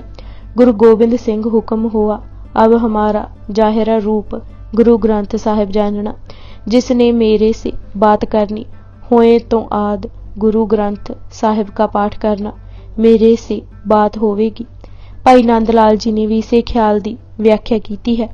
गुरु जी ने कहा सी कि एक रूप है परमात्मा दी परम जोत दा जो हर थां व्यापक है पर दृष्टिमान सतगुर विच ही हुंदा है। दूजा रूप है गुरु ग्रंथ। यह शब्द गुरु दा आत्मिक रूप है जो नित नवा है अते मैला कदे नहीं हुंदा।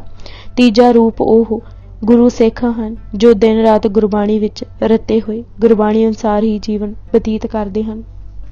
गुरु जी दे हजूरी लांगरी सिख भाई प्रहलाद जी ने भी यही ही लिखिया, अकाल पुरख के बचन स्यों प्रगट चलायो पंथ, सब सिखण को बचन है गुरु मान्यो ग्रंथ।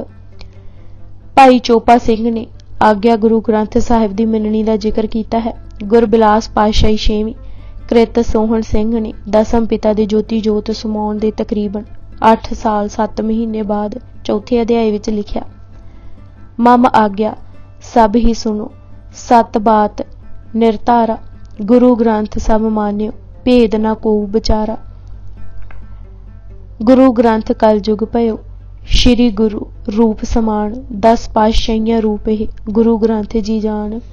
बंसावाली नामा ने खूब लिखा है, 10वां पातशाह गद्दी गुरियाई दी ग्रंथ साहिब नूं दे गया, अज पर तक गुरु साडा ग्रंथ साहिब है, सोई गया जो ग्रंथों गया। तारीख बहरूल मवाज अते तारीख मजफरी विच लिखा है, गुरु गोबिंद सिंह जी दे उपरंत सिखां दे यकीन अनुसार गुरु नियत करना अते मनुखी करामात मुक गई है अते ग्रंथ जी गुरु दी थां नियत हो गए हैं। बस किसी प्रकार का कोई भुलेखा ते दुविधा किसी मन विच नहीं चाहिदी कि गुरु बालक है, गुरु बिरध है जां गुरु जवान है। गुरु जोत है, जोत स्वरूपी हरि ने अपने आप नूं गुरु नानक देव जी अखवाया। गुरु नानक तो जोत विच जोत मिला के गुरु अंगद देव जी अते फिर सब गुरु सहबान बने। यह कदे न भुलना कि गुरु ने ही मेहर करके शब्द रूपी कुंडा बतौर इलाज दे सिरां उपर धर दिता है। यह शब्द ही शांति प्रदाता है। जिस तरह एक वड्डा हाथी छोटे जहे कुंडे नाल काबू रहिंदा है, तिवें यह भटकदा मन शब्द नाल इकागर हो निजर स्वरूप विच चला जांदा है। राम राय दिल्ली तो लाहौर आ गए सन। उत्थे मियाँ मीर दे डेरे टिके सन। उन्हां दा ख्याल सी कि अब्दुल्ला मियाँ मीर दा वड्डा चेला खिमा लै देवेगा, पर जद गुरगद्दी दी जिम्मेवारी गुरु हरकृष्ण जी नूं सौंप दित्ती गई तां राम राय कुछ दिन तक गुमसुम ही हो गया। फिर सोची पिया ते पिछों विਉਂता बनाउण लगा। वड्डी सोच यह सी कि उसने अपने निकट वर्दियां नूं कही सी कि पिता गुरु ने पहलां कितना वड़ियाया शक्तियां दित्तियां, थापी दित्ती, हथ रखिया, मेहरां कीतियां, फिर इतनी सख्ती क्यों वरती। मैं तां सगों काम सवारिया सिੱਖੀ ਦਾ ਵਿਸਥਾਰ ਕੀਤਾ। ਜੇ मैं उस समय औरंगजेब ਨੂੰ ना समझाउंदा तां उस बड़ी दुश्मनी कढ़नी सी। कितने ही फकीर उस मारे हन, बाप तक दा इलाज नहीं कीता। फौज किरतपुर चढ़ आउंदियां तां फिर की हुंदा। मैं सगों औरंगजेब ਨੂੰ चुप कराया। उस ਦੀਆਂ ਅੱਖਾਂ ਵਿੱਚ हर समय क्रोध ਅਤੇ खून उतरिਆ ਰਹਿੰਦਾ ਹੈ। फौजां दा कोई अंत नहीं सू, सब उस अगे सिर निवा रहे ਹਨ। कोई औरंगजेब नाल अड़ ते लड़ नहीं सकदा। ਉਹ बहुत ही हठीला है। औरंगजेब तां बिना ही मतलब दे जिंदा कढ़दा है। धार रिहो जिंद नाहक। मैं सारे विघन दूर कीते। साथियां विचों भाई गुरदास ने तसल्ली दित्ती कि इतना घबराउण दी चिंता नहीं। एक औरंगजेब तुहाडे पक्ष ते है अते दूजे मसंद वल दे कीते जा रहे ਹਨ। सो दिल ਢਾਉਣ नालों ਵਿਉਂਤ बना के उपराला करना चाहिदा है। राम राय दीयां सोचां पईयां दसदियां सन कि ओह गुरु जोत दी अथाह शक्ति तो जाणू नहीं सी। ओह बाहरली दुनियावी शक्ति दे प्रभाव हेठ आ गया सी। गुरगद्दी नूं भी ऐशवर्ज दे समान समझदा सी।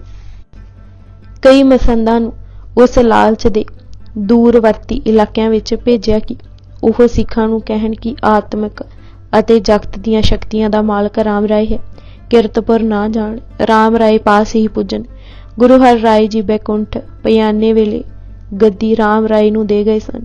ਇਹ ਵੀ ਕਹਿਲਾ ਭੇਜਿਆ ਕਿ ਜੋ ਨਾ ਸੁਣਨ ਉਹਨਾਂ ਨੂੰ ਭੈ ਅਤੇ ਜੋ ਸੁਣਨ ਉਹਨਾਂ ਨੂੰ ਲਾਲਚ ਦੇਵੋ।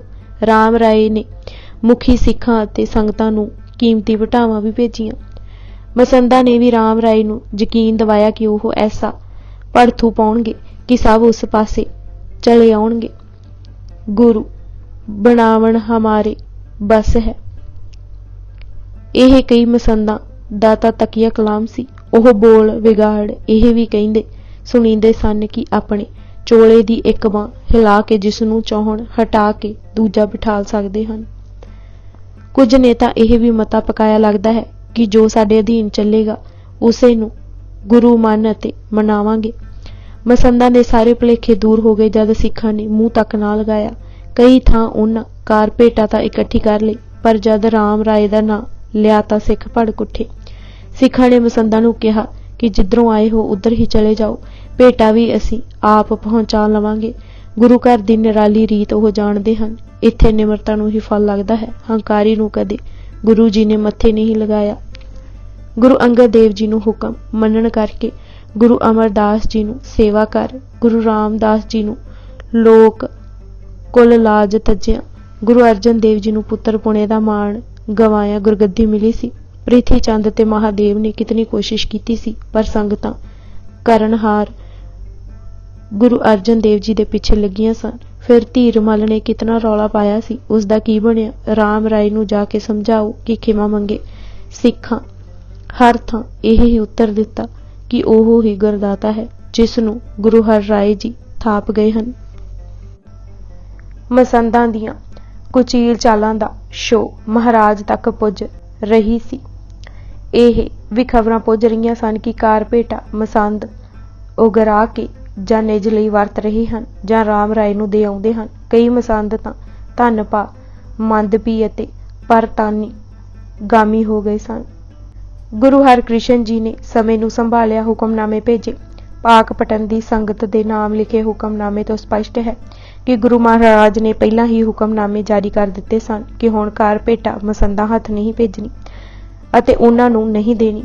ਦੂਜੇ ਮਸੰਦ ਮਸੰਦੀਏ ਦੀ ਸੰਗਤ ਨਹੀਂ ਕਰਨੀ, ਧਰਮਸ਼ਾਲ ਹੀ ਜਾਣਾ, ਉੱਥੇ ਹੀ ਸ਼ਬਦ ਸੁਣਨਾ, ਆਰਤੀ ਸੁਹੇਲਾ ਕਰਨਾ। ਤੀਸਰੇ ਕਿਰਤੀ ਸਿੱਖ ਰਾਮ ਰਾਏ ਦੇ ਜਾਲ ਵਿੱਚ ਨਹੀਂ ਫਸੇ। ਗੁਰੂ ਹਰਕ੍ਰਿਸ਼ਨ ਜੀ ਨੇ ਐਸੀਆਂ ਸੰਗਤਾਂ ਤੇ ਖੁਸ਼ੀ ਪ੍ਰਗਟ ਕੀਤੀ। ਫਿਰ ਇੱਕ ਹੋਰ ਰਹੱਸਮਈ ਝਾਤ ਇਸ ਹੁਕਮਨਾਮੇ ਵਿੱਚ ਦੇਖਣ ਵਾਲੀ ਇਹ ਹੈ ਕਿ ਜਿਸ ਭਾਈ ਬੱਠੇ ਹੱਥਕਾਰ ਪੁੱਜਣ ਦੀ ਸੂਚਨਾ ਪਾਕਪਟਨ ਸੰਗਤ ਨੂੰ ਦਿੱਤੀ ਹੈ, ਇਹ ਭਾਈ ਬੱਠਾ ਜੀ ਗੁਰੂ ਅਤੇ ਸਿੱਖ ਦੇ ਰਿਸ਼ਤੇ ਨੂੰ ਉਜਾਗਰ ਕਰਨ ਵਾਲੇ ਹਨ। ਜਿਸ ਸਿਦਕ ਨਾਲ ਉਹਨਾਂ ਗੁਰੂ ਹਰਕ੍ਰਿਸ਼ਨ ਜੀ ਦੀ ਸੇਵਾ ਕੀਤੀ ਉਹ ਤਾਂ 8ਵੇਂ ਪਾਤਸ਼ਾਹ ਦੇ ਹੁਕਮਨਾਮੇ ਤੋਂ ਜ਼ਾਹਿਰ ਹੈ, ਪਰ ਜੋ ਨੇੜਤਾ ਉਹਨਾਂ ਦੀ ਗੁਰੂ ਤੇਗ ਬਹਾਦਰ ਜੀ ਪਾਸ ਸੀ, ਜੋ ਪਿਆਰ ਉਹਨਾਂ 9ਵੇਂ ਪਾਤਸ਼ਾਹ ਕੋਲੋਂ ਪਾਇਆ, ਜੋ ਰਿਸ਼ਤਾ ਬਣਿਆ ਅਤੇ ਜੋ ਇਤਬਾਰ ਲਿਆ, ਇਸ ਦੀ ਵਿਆਖਿਆ ਗੁਰੂ ਤੇਗ ਬਹਾਦਰ ਜੀ ਦੇ ਹੱਥੀਂ ਲਿਖੇ ਹੁਕਮਨਾਮਿਆਂ ਤੋਂ ਮਿਲਦੀ ਹੈ। ਇੱਕ ਵਿੱਚ ਗੁਰੂ ਤੇਗ ਬਹਾਦਰ ਜੀ ਨੇ ਲਿਖਿਆ ਸੀ, ਜੂ ਭਾਈ ਬੱਠੇ ਨਾਲ ਆਵੇਗਾ ਨਿਹਾਲ ਹੋਵੇਗਾ। ਦੂਜੇ ਹੁਕਮਨਾਮੇ ਵਿੱਚ ਭਾਈ ਬੱਠਾ ਜੀ ਨੂੰ ਲਿਖਿਆ, ਭਾਈ ਬੱਠਾ ਤਾਂ ਸ਼੍ਰੀ ਗੁਰੂ ਜੀ ਕਾ ਪੁੱਤਰ ਸਹਿ ਸਰਬਤ ਸੰਗਤ ਲੈ ਕੇ ਹਜੂਰ ਦਰਸ਼ਨ ਆਵਣਾ। ਭਾਈ ਬੱਠਾ ਆਖੇ ਸੋ ਸਰਬੱਤ ਸੰਗਤ ਮੰਨਣਾ। ਤੀਜੇ ਵਿੱਚ ਪਾਕ ਪਟਨ ਦੀ ਸੰਗਤ ਨੂੰ ਲਿਖਿਆ, ਭਾਈ ਬੱਠਾ ਸ਼੍ਰੀ ਗੁਰੂ ਜੀ ਕਾ ਪੁੱਤ ਹੈ, ਜੋ ਆਖੇ ਸੋ ਸੰਗਤ ਮੰਨਣਾ। ਇਤਨਾ ਵਿਸ਼ਵਾਸ ਅਤੇ ਮਾਣ ਸਿੱਖ ਤੇ ਰੱਖਣ ਦੀ ਲਈ ਗੁਰੂ ਹਰਕ੍ਰਿਸ਼ਨ ਜੀ ਨੇ ਪਾ ਦਿੱਤੀ ਸੀ। ਮਸੰਦਾਂ ਦੇ ਚੁੰਗਲ ਵਿੱਚੋਂ ਕੱਢਣ ਦਾ ਪਹਿਲਾ ਸਫਲ ਯਤਨ ਗੁਰੂ ਹਰਕ੍ਰਿਸ਼ਨ ਜੀ ਨੇ ਹੀ ਕੀਤਾ ਸੀ। ਗੁਰੂ ਦੋਖੀਆਂ ਅਤੇ ਧਰੋਈਆਂ ਤੇ ਇਹ ਪਹਿਲੀ ਭਰਪੂਰ ਸੱਟ ਸੀ। ਗੁਰੂ ਹਰਕ੍ਰਿਸ਼ਨ ਜੀ ਦੇ ਲਿਖੇ ਹੁਕਮਨਾਮੇ ਦਾ ਸਹੀ ਸਰੂਪ ਇਹ ਹੈ, ਇੱਕ ਓਂਕਾਰ ਸਤਿਗੁਰੂ ਸ਼੍ਰੀ ਗੁਰੂ ਹਰਕ੍ਰਿਸ਼ਨ ਜੀਓ ਕੀ ਆਗਿਆ ਹੈ। ਭਾਈ ਅਣੀ ਰਾਏ, ਭਾਈ ਜਸ, ਭਾਈ ਰੰਗਾ, ਭਾਈ ਹਜੂਰੀ, ਭਾਈ ਨਿਹਚਲ ਸਰਬੱਤ ਸੰਗਤ ਪਟਨ ਦੀ ਤੁਸਾਂ ਭੇਟ ਭਾਈ ਬੱਠੇ ਹੱਥ ਭੇਜੀ ਸੀ। ਸੇ ਪਹੁੰਤੀ ਹਜੂਰ ਮੁਜਰਾ ਹੁਆ। ਸ਼੍ਰੀ ਗੁਰੂ ਜੀਓ ਦੀ ਖੁਸ਼ੀ ਹੋਈ, ਨਿਹਾਲ ਹੋਏ। ਗੁਰੂ ਸੰਗਤ ਦੀ ਬਾਹੁੜੀ ਕਰੇਗਾ, ਸੰਗਤ ਦਾ ਗੁਰੂ ਰੁਜ਼ਗਾਰ ਕਰੇਗਾ, ਸਭ ਮਨੋਰਥ ਪੂਰੇ ਹੋਣਗੇ। ਭੇਜਦੇ ਰਹਿਣਾ ਭੇਟ, ਸੰਗਤ ਧਰਮਸ਼ਾਲ ਆਉਂਦੇ ਰਹਿਣਾ, ਆਰਤੀ ਸੋਹਿਲਾ ਕਰਨਾ ਸ਼੍ਰੀ ਗੁਰੂ ਜੀ ਦੀ ਖਰੀ ਖੁਸ਼ੀ ਹੈ। ਗੁਰੂ ਸੰਗਤ ਦੀ ਬਾਹੁੜੀ ਕਰੇਗਾ, ਤੁਸਾਂ ਉੱਪਰ ਖੁਸ਼ੀ ਹੈ। ਜਦ ਮਸੰਦਾਂ ਜਰ ਖਰੀਦਾਂ ਅਤੇ ਹੋਰਨਾਂ ਨੇ ਰਾਮ ਰਾਏ ਜੀ ਨੂੰ ਸੂਚਨਾਵਾਂ ਦਿੱਤੀਆਂ ਕਿ ਨਾ ਕੋਈ ਮੱਥੇ ਲਗਾਉਂਦਾ ਹੈ ਤੇ ਨਾ ਭੇਜੇ ਕੀਮਤੀ ਸਰੋਪੇ ਕੋਈ ਸਿੱਖ ਸਵੀਕਾਰ ਕਰਦਾ ਹੈ, ਸਗੋਂ ਸਾਰੇ ਇਹ ਕਹਿੰਦੇ ਹਨ ਕਿ ਰਾਮ ਰਾਏ ਨੂੰ ਕਹਿ ਦਿਓ ਕਿ ਉਹਨਾਂ ਨੂੰ ਗੁਰੂ ਹਰਕ੍ਰਿਸ਼ਨ ਜੀ ਦੇ ਭੇਜੇ ਹੋਏ ਬਖਸ਼ਿਸ਼ ਰੂਪੀ ਵਚਨ ਹੀ ਪਾਰ ਲਗਾਉਣਗੇ। ਗੁਰੂ ਨਿੰਦਕ ਦਾ ਭੇਜਿਆ ਹੋਇਆ ਰੇਸ਼ਮੀ ਸਰੋਪਾ ਪਹਿਨਣ ਨਾਲ ਉਹਨਾਂ ਦੀ ਪਤ ਵੀ ਚਲੀ ਜਾਏਗੀ। ਤਾਂ ਰਾਮ ਰਾਏ ਨੇ ਔਰੰਗਜ਼ੇਬ ਦੀ ਸ਼ਰਨ ਲੈਣ ਦੀ ਸੋਚੀ ਅਤੇ ਆਪਣੀ ਵੱਲ ਦੇ ਮਸੰਦਾਂ ਨੂੰ ਕਿਹਾ ਕਿ ਮੁਸਲਮਾਨਾਂ ਵਿੱਚ ਪ੍ਰਚਾਰ ਕਰੋ। ਰਾਮ ਰਾਏ ਨੂੰ ਇਸ ਗੱਲ ਦੀ ਸਜ਼ਾ ਗੁਰੂ ਹਰ ਰਾਏ ਜੀ ਨੇ ਦਿੱਤੀ ਹੈ ਕਿ ਉਹਨਾਂ ਮੁਸਲਮਾਨਾਂ ਦਾ ਪੱਖ ਪੂਰਿਆ ਹੈ ਅਤੇ ਕੀਰਤਪੁਰ ਬੈਠੇ ਗੁਰੂ ਹਰਕ੍ਰਿਸ਼ਨ ਜੀ ਅਤੇ ਉਹਨਾਂ ਦਾ ਪੰਥ ਇਸਲਾਮੀ ਸ਼ਰ੍ਹਾਂ ਨੂੰ ਨਿੰਦ ਰਿਹਾ ਹੈ। ਜਦ ਬਾਦਸ਼ਾਹ ਮੁਸਲਮਾਨ ਅਤੇ ਮਸੰਦ ਵੈਰੀ ਹੋ ਜਾਣਗੇ ਤਾਂ ਗੁਰਾਂ ਦਾ ਕੀਰਤਪੁਰ ਰਹਿਣਾ ਮੁਸ਼ਕਿਲ ਹੋ ਜਾਏਗਾ। ਸੰਗਤਾਂ ਵਿਆਕੁਲ ਹੋ ਕੇ ਉਸ ਦੀ ਸ਼ਰਨ ਤੱਕਣਗੀਆਂ। ਕੁਝ ਨੇ ਸਮਝਾਇਆ ਵੀ ਕਿ ਜੇ ਕੀਰਤਪੁਰ ਦਾ ਧੁਰਾ ਹਿੱਲ ਗਿਆ ਤਾਂ ਸਭ ਨੂੰ ਹਾਨੀ ਤਾਂ ਹੋਵੇਗੀ, ਪਰ ਇਹ ਯਾਦ ਰੱਖ ਸਿੱਖ ਫਿਰ ਵੀ ਤੇਰੇ ਵੱਸ ਨਹੀਂ ਹੋਣਗੇ। ਦੂਜੇ ਰਾਜਨੀਤੀ ਦੀ ਇਹ ਗੱਲ ਵੀ ਨਾ ਭੁੱਲ ਕਿ ਹਾਥੀ ਦਾ ਸੁੰਡ ਵਿੱਚ ਜੇ ਪਹਿਲਾ ਹਥਿਆਰ ਪਕੜਾ ਦਿੱਤਾ ਤੇ ਫਿਰ ਜੇ ਉਸ ਕੋਲੋਂ ਕੋਈ ਖੋਣਾ ਚਾਹੇ ਤਾਂ ਖੋ ਨਹੀਂ ਸਕੇਗਾ। ਨੀਵੀਆਂ ਗੱਲਾਂ ਵਿੱਚ ਨਾ ਪੈ। ਰਾਮ ਰਾਏ ਨੇ ਉਥੋਂ ਹੰਕਾਰ ਅਤੇ ਕ੍ਰੋਧ ਵਿੱਚ ਕਿਹਾ ਕਿ ਕਹਿੰਦੇ ਤੁਸੀਂ ਠੀਕ ਹੋ, ਪਰ ਮੇਰੀ ਜਲਨ ਤੁਸੀਂ ਨਹੀਂ ਜਾਣਦੇ। ਗੁਰੂ ਹਰਕ੍ਰਿਸ਼ਨ ਜੀ ਨਿਸ਼ਚਿਤ ਟਿਕੇ ਹੋਏ ਹਨ, ਬੇਪਰਵਾਹੀ ਵਿੱਚ ਵਿਚਰਦੇ ਹਨ। ਮੇਰਾ ਜਿਉਣਾ ਕਾਹਦਾ। ਔਰੰਗਜ਼ੇਬ ਤੇ ਇਹ ਜ਼ੋਰ ਲਗਾਵਾਂਗਾ ਕਿ ਉਹਨਾਂ ਨੂੰ ਦਿੱਲੀ ਬੁਲਾਵੇ, ਕਰਾਮਾਤਾਂ ਦਿਖਲਾਉਣ। ਜਦ ਉਹ ਵੀ ਕਰਾਮਾਤਾਂ ਦਿਖਲਾਉਣਗੇ ਤਾਂ ਸਾਰੇ ਦੇਖ ਲੈਣਗੇ ਕਿ ਉਹਨਾਂ ਵਿੱਚ ਅਤੇ ਮੇਰੇ ਵਿੱਚ ਕੋਈ ਫਰਕ ਨਹੀਂ। ਔਰੰਗਜ਼ੇਬ ਦਾ ਰੋਹਬ ਵੀ ਇਤਨਾ ਹੈ ਕਿ ਉਹਨਾਂ ਤੇ ਪ੍ਰਭਾਵ ਪੈ ਹੀ ਜਾਏਗਾ। ਬੜਾ ਭੁੱਲਦਾ ਸੀ ਰਾਮ ਰਾਏ। ਗੁਰੂ ਜੋਤ ਦੀ ਅਮਰ ਸ਼ਕਤੀ ਦਾ ਉਸ ਨੂੰ ਗਿਆਨ ਨਹੀਂ ਸੀ। ਭੱਟਾਂ ਨੇ ਵੀ ਇੱਕ ਥਾਵੇਂ ਗੁਰੂ ਅੰਗਦ ਦੇਵ ਜੀ ਨੂੰ ਸ਼ਾਇਦ ਇਸੇ ਲਈ ਭਾਈ ਫੇਰੂ ਜੀ ਦਾ ਸ਼ੇਰ ਫਿਰਨਸ਼ੀਹ ਲਿਖਿਆ ਸੀ, ਜਿਸ ਜੋਤ ਅੱਗੇ ਬਾਬਰ, ਹਿਮਾਯੂ, ਅਕਬਰ, ਜਹਾਂਗੀਰ ਅਤੇ ਸ਼ਾਹਜਹਾਨ ਝੁਕੇ ਸਨ। ਇਹ ਔਰੰਗਜ਼ੇਬ ਕੌਣ ਵਿਚਾਰਾ ਸੀ। ਔਰੰਗਜ਼ੇਬ ਪਾਸ ਜੋ ਅਰਜੀ ਰਾਮ ਰਾਏ ਨੇ ਪਾਈ ਉਸ ਵਿੱਚ ਬਹੁਤ ਕਰਕੇ ਇਹ ਗੱਲ ਹੀ ਆਖੀ ਗਈ ਸੀ ਕਿ ਉਸ ਦੇ ਮੇਲ ਨੂੰ ਜੋ ਵੱਧਦਾ ਹੀ ਗਿਆ ਹੈ ਪਿਤਾ ਜੀ ਨਹੀਂ ਚਾਹੁੰਦੇ ਸਨ। ਉਹਨਾਂ ਨੂੰ ਇਹ ਵੀ ਨਹੀਂ ਪਾਇਆ ਕਿ ਤੁਸੀਂ ਬਾਰ-ਬਾਰ ਨਾ ਹੋਣ ਵਾਲੀਆਂ ਗੱਲਾਂ ਕਿਉਂ ਦਿਖਾ ਰਿਹਾ ਹੈ, ਤੁਹਾਡੇ ਨਾਲ ਬਣੀ ਉਹਨਾਂ ਨੂੰ ਨਹੀਂ ਪਾਈ। ਇਹ ਹੁਕਮ ਕਰ ਗਏ ਕਿ ਬੇਟਾ ਸ਼ਾਹ ਅਧੀਨ ਹੋ ਗਿਆ ਹੈ, ਉਹ ਜਿਵੇਂ ਕਹਿੰਦਾ ਹੈ ਉਹ ਉਂਝ ਹੀ ਕਰ ਰਿਹਾ ਹੈ, ਸ਼ਾਹ ਪਾਸ ਹੀ ਰਹੇ, ਇਸ ਤਰਫ ਨਾ ਆਏ। ਗੁਰੂ ਹਰਕ੍ਰਿਸ਼ਨ ਜੀ ਉਹ ਹੀ ਰੀਤ ਪ੍ਰੀਤ ਨਾਲ ਚਲਾ ਰਹੇ ਸਨ, ਕਿਸੇ ਕੋਲੋਂ ਡਰਦੇ ਨਹੀਂ, ਨਿਰਭੈ ਹਨ, ਅਬੀਰਾ ਹਨ। ਸੰਗਤਾਂ ਉਸੇ ਤਰ੍ਹਾਂ ਹੀ ਆਦਰ ਕਰਦੀਆਂ ਹਨ ਅਤੇ ਸ਼ਰਧਾ ਪ੍ਰਗਟ ਕਰ ਰਹੀਆਂ ਹਨ। ਮਸੰਦ ਵੀ ਇਲਾਕਿਆਂ ਵਿੱਚ ਭੇਜ ਚੁੱਕਾ ਹਾਂ, ਮਸੰਦਾਂ ਨੂੰ ਵੀ ਮੂੰਹ ਤੋੜਵੇਂ ਜਵਾਬ ਮਿਲ ਰਹੇ ਹਨ। ਗੁਰੂ ਨੇ ਹੁਕਮਨਾਮੇ ਵੀ ਕੱਢ ਦਿੱਤੇ ਹਨ। ਸ਼ਾਹ ਨੂੰ ਚੁੱਕਦੇ ਇਹ ਵੀ ਕਿਹਾ ਕਿ ਗੁਰੂ ਪਿਤਾ ਜਾਂਦੀ ਵਾਰੀ ਇਹ ਹੁਕਮ ਵੀ ਕਰ ਗਏ ਸਨ ਕਿ ਸ਼ਾਹ ਨੂੰ ਕਦੇ ਨਾ ਮਿਲਣਾ, ਭਾਵੇਂ ਕੁਝ ਵੀ ਹੋ ਜਾਏ। ਕਿਤਨਾ ਕੋਈ ਆਖੇ ਜ਼ੋਰ ਲਗਾਵੇ, ਕਰਾਮਾਤਾ ਵੀ ਨਹੀਂ ਦਿਖਲਾਉਣੀ, ਧੀਰਜ ਹੀ ਰੱਖਣਾ। ਇਹ ਬਾਦਸ਼ਾਹ ਦੀ ਸਿੱਧੀ ਨਿਰਾਦਰੀ ਹੈ। ਇੱਕ ਗੁਰੂ ਹਰਗੋਬਿੰਦ ਨੇ ਹੱਕ ਖੋਹ ਲਿਆ, ਦੂਜੇ ਥਾਂ ਥਾਂ ਨਿਰਾਦਰ ਕਰ ਰਹੇ ਹਨ। ਮੇਰੇ ਹੱਕ ਹੋਣ ਦਾ ਵੱਡਾ ਕਾਰਨ ਸ਼ਾਮਿਲ ਹੈ। ਔਰੰਗਜ਼ੇਬ ਨੇ ਸਭ ਗੱਲਾਂ ਪੜ੍ਹ ਅਤੇ ਫਿਰ ਸੁਣ ਕੇ ਕਿਹਾ, कि ਉਹ ਕੁਝ नहीं कर सकता। सिखां ने किसी का कर्जा नहीं देना। ਇਹ ਉਹਨਾਂ ਦੀ ਸ਼ਰਧਾ की बात है। जो मेरे मेल कारण दुनियावी पदार्थां जगीर ਜਾਂ ਹੋਰ खर्च की घाट पई है, ਇਹ ਜਗੀਰ ਲਗਵਾ ਕੇ दूर कर दिंदा हाँ। औरंगजेब ने जगीर लगवा भी दिती ਅਤੇ देहरादून ਦੇ 3 ਗਿਰਾਂ खुरबड़ा आदि नां लगवा दिते। उत्थे ही देहरादून उसने वसाया। पहाड़ी इलाके विखे औरंगजेब दा जगीर देण दा कारण ਇਹ भी सी कि गुरु जी की वाधी वडियाई नूं रोकिया जाए। सारे ही पहाड़ी राजे गुरु जी की शरण विच सन। जगीरां लैके भी राम राय ਇਹ ही आखे कि गुरु हरकृष्ण जी हर थां इस मेल नूं दोख वाला कह के निंद रहे हैं। पंजाब विच एक बगावत ਜਿਹੀ उठ रही है। इस विचार नूं वधन तो रोकिया जाना जरूरी है। ਇਹ बर्दाश्त तो बाहर है कि सिख सानू तुच्छ ਅਤੇ लघुताई ਕਹਿੰਦੇ ਹਨ। फिर गुरु जी विच करामातां ही करामातां ਹਨ। करामातां ਦੇ ਉਹ ਭੰਡਾਰ ਹਨ। ਇੱਕ ਵਾਰੀ ਦਿੱਲੀ ਜ਼ਰੂਰ ਬੁਲਾਓ। राम राय ਦਾ ਮਨੋਰਥ ਇਹ ਸੀ ਕਿ ਦਿੱਲੀ ਆ ਕੇ ਜਦ ਔਰੰਗਜ਼ੇਬ ਨੂੰ ਮਿਲਣਗੇ ਤਾਂ ਜਗਤ ਵਿੱਚ ਇਹ ਪ੍ਰਚਾਰ ਕਰ ਦੇਵਾਂਗਾ ਕਿ ਗੁਰੂ ਪਿਤਾ ਦਾ ਹੁਕਮ ਟਾਲਿਆ ਹੈ। ਉਹ ਕਹਿ ਗਏ ਸਨ ਮਿਲਣਾ ਨਹੀਂ, ਇਹ ਮਿਲੇ ਹਨ ਅਤੇ ਕਰਾਮਾਤਾਂ ਵੀ ਦਿਖਾਈਆਂ ਹਨ। ਔਰੰਗਜ਼ੇਬ ਨੂੰ ਕਰਾਮਾਤਾਂ ਦੇਖਣ ਦਾ ਸਦਾ ਚਾਅ ਰਹਿੰਦਾ ਸੀ। ਉਹ ਫਕੀਰ ਵਲੀ ਔਲਿਆਂ ਉਸ ਨੂੰ ਹੀ ਗਿਣਦਾ ਸੀ ਜੋ ਕਰਾਮਾਤ ਦਿਖਾਏ। ਦਿੱਲੀ ਦੇ 12 ਸੈਯਦਾਂ ਨੂੰ 3 ਦਿਨ ਬੰਦੀ ਵਿੱਚ ਇਸੇ ਲਈ ਪਾਈ ਰੱਖਿਆ ਕਿ ਉਹ ਕਰਾਮਾਤਾਂ ਦਿਖਾਉਣ। ਜਦ ਉਹ ਨਾ ਦਿਖਾ ਸਕੇ ਤਾਂ 2 ਕੋਲੋਂ ਮਾਫੀ ਮੰਗਵਾਈ ਅਤੇ ਹੋਰਨਾਂ ਨੂੰ ਜਲੀਲ ਕੀਤਾ ਤੇ ਦੇਸ਼ ਬਦਰ ਕਰ ਦਿੱਤਾ ਅਤੇ ਕਈਆਂ ਨੂੰ ਬਾਜ਼ਾਰਾਂ ਵਿੱਚ ਖੜਾ ਕਰ ਕੌੜਿਆਂ ਦੀ ਸਜ਼ਾ ਵੀ ਦਿੱਤੀ।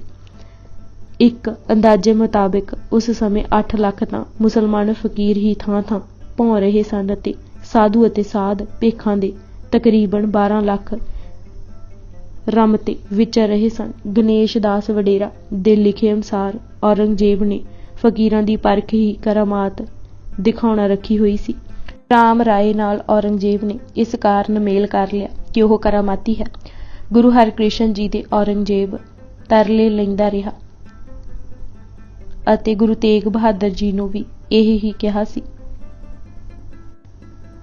3 बात निर्णय कर लीजे, लखो भली सो धारण कीजे। शरह चलो कलमे को पढ़ मुख, देह शाह भोगो सब बिद सुख। जे हठ करो ना मानो एहो, करामात काम होए देहो। उस वेले भी औरंगजेब ने यह ही कहा सी कि राम राय जिम तुमरो पोता, सदा शाह अनुसारी होता। जे यह देनिहो नाहिन मानो, अपने प्राण हान कर हानो। ਗਣੇਸ਼ ਦਾਸ ਦੇ ਸ਼ਬਦਾਂ ਵਿੱਚ ਔਰੰਗਜ਼ੇਬ ਨੇ ਲੱਖ ਯਤਨ ਕੀਤੇ ਕਿ ਗੁਰੂ ਤੇਗ ਬਹਾਦਰ ਕਰਾਮਾਤਾਂ ਦਿਖਲਾਉਣ, ਪਰ ਸਾਬਰ ਧੀਰਜ ਦੀ ਮੂਰਤ ਗੁਰੂ ਨੇ ਇਲਾਹੀ ਭੇਦ ਸਿਰ ਨਾ ਦਿੱਤਾ। ਰਾਮ ਰਾਏ ਦੀਆਂ ਅਰਜ਼ੋਈਆਂ ਸੁਣ ਕੇ ਉਸ ਸਮੇਂ ਔਰੰਗਜ਼ੇਬ ਨੇ ਇਤਨਾ ਹੀ ਕਿਹਾ ਕਿ ਸਮਾਂ ਆਉਣ ਤੇ ਬੇਨਤੀ ਕਰਕੇ ਸੱਦਾਂਗਾ। ਬਿਨੇ ਬਖਾਣ ਬੁਲਾਵਣ ਕਰਨੇ ਰਾਮ ਰਾਏ ਵੀ ਨਵੀਂ ਮਿਲੀ ਜਗੀਰ ਦੇ ਕਬਜ਼ੇ ਤੇ ਡੇਰਾ ਪਾਉਣ ਅਤੇ ਵਸਾਉਣ ਲਈ ਦੇਹਰਾਦੂਨ ਚਲਾ ਗਿਆ। ਅੱਜ ਅਸੀਂ ਅਸ਼ਟਮ ਬਲਬੀਰਾ ਜੀਵਨੀ ਸ਼੍ਰੀ ਗੁਰੂ ਹਰਕ੍ਰਿਸ਼ਨ ਜੀ ਕਿਤਾਬ ਦੇ 78 ਪੰਨੇ ਪੜ੍ਹ ਚੁੱਕੇ ਹਾਂ। ਬਾਕੀ ਦੀ ਕਿਤਾਬ ਅਸੀਂ ਅਗਲੇ ਭਾਗ ਵਿੱਚ ਪੜ੍ਹਾਂਗੇ। ਵਾਹਿਗੁਰੂ ਜੀ ਕਾ ਖਾਲਸਾ, ਵਾਹਿਗੁਰੂ ਜੀ ਕੀ ਫਤਿਹ।